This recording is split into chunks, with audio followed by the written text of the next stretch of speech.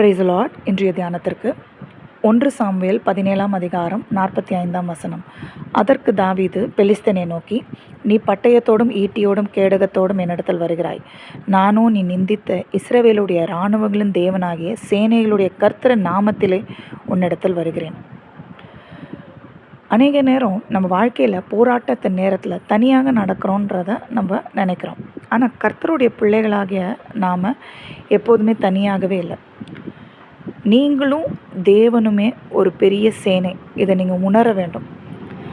இது ஒரு கட்டுக்கதையோ இல்லை வெறும் படித்து அதை தாண்டி செல்லக்கூடிய ஒரு கதையோ கிடையாது. தாவீதுடைய சரித்திரம் இது உண்மையாக நடந்த ஒரு சம்பவம்.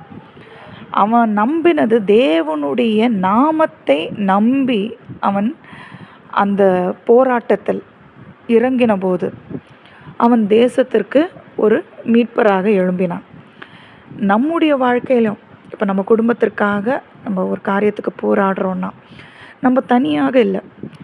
நம்ம செய்ய வேண்டிய நீதியான காரியங்கள், நியாயமான காரியங்கள், பொறுப்புகள் எல்லாமே நம்ம தனியாக செய்யவில்லை. மாறாக தேவனோடு கூட இணைந்து ஒரு சேனையாக நம்ம செயல்பட்டு கொண்டு இருக்கிறோம். இதை விசுவசிக்கும் போது தேவனுடைய மகத்துவங்களை நம்மளால் காண முடியும். இங்கே கோலியாத் என்பது சத்ரு. நம்ம வாழ்க்கையில் சாத்தான் எதிரடையாக கையெழுத்தை எழுதி வைத்திருக்கிறான் என்று வேதம் கூறுகிறது.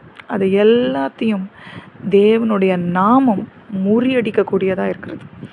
இன்றைக்கு நம்முடைய ஜெபங்கள் எவ்வளோ வல்லமையாக இருக்கிறதோ அவ்வளோ வல்லமையாக ஒவ்வொரு போராட்டத்திலையும் நம்மளால் ஜெயிக்க முடியும்.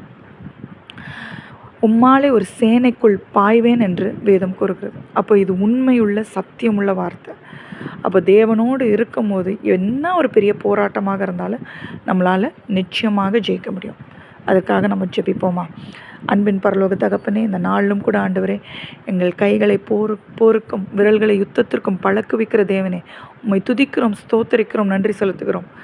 ஞானத்தை தருபவரே ஆண்டவரே, ஒவ்வொரு போராட்டங்களும் கூட இருந்து வழி நடத்துபவரே, வழி இதுவே என்று வழி நடத்துபவரே, பிரயோஜனமானதை ஆண்டவர் எங்களுக்கு கற்பிப்பவரே, உம்மை துதிக்கிறோம், ஸ்தோத்தரிக்கிறோம், நன்றி செலுத்துகிறோம்.